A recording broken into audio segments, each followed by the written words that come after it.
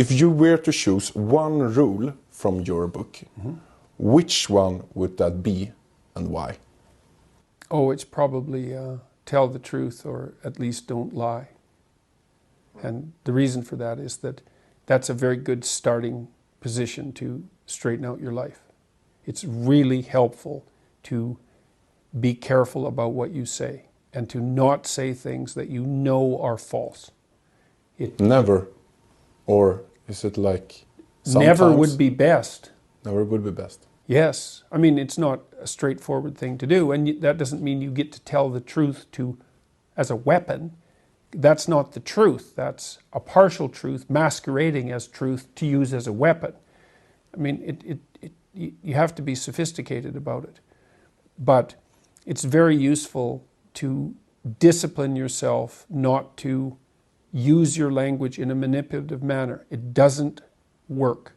It's a very, very bad medium to long-term strategy. And your life will become much simpler in a good way, much less anxiety-provoking, and much more exciting and adventurous if you just say what you think.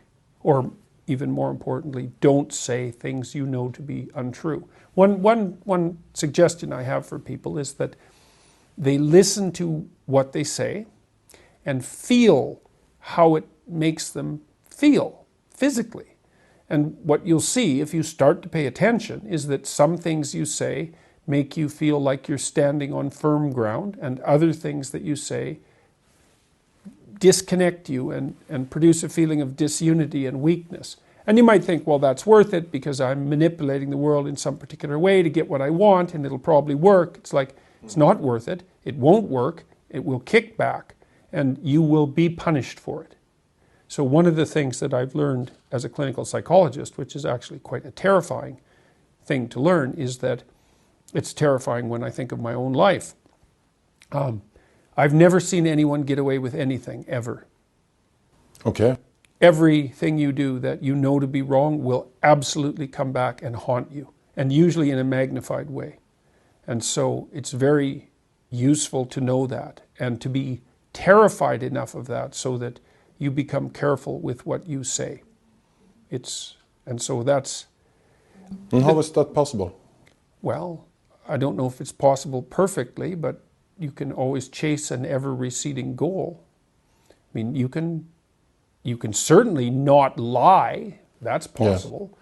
I mean, the reason I used that formulation in the rule was because, well, you can't exactly tell the truth because you're ignorant. There's lots of things you don't know. You have your blind spots and your biases, even if you're trying to work against them. So telling the truth, that presupposes you know the truth. You can strive towards the truth. I don't think you can know it, but you can certainly know when you're about to say something that's patently untrue by your own definition, and you can certainly not do that. So, and that's an excellent place to start. It will, if you do that for a number of years, your life will change radically and positively. Cool.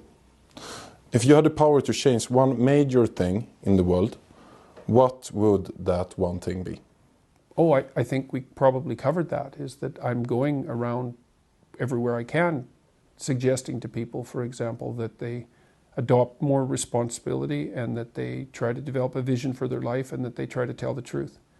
And of all three of those things, the only idea really that competes with the truth as in terms of potency is the idea that you should strive to be positively predisposed towards being, towards existence, despite its fragility and suffering. So classically speaking, the two highest virtues are truth and love, and it's difficult to put one of those ahead of the other.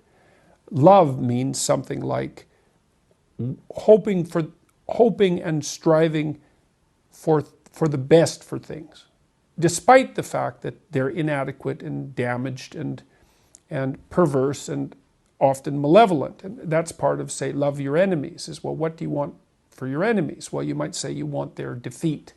Maybe you want their violent, painful defeat, but it's better to want their transformation. That's it's better in all regards to want that and to hope for that and to act towards them in a manner that might facilitate that. So, and that's part of that courageous attitude towards existence that would manifest itself in positive regard for living things, especially for people. Yeah. So, truth in the service of love, that's the right ethic.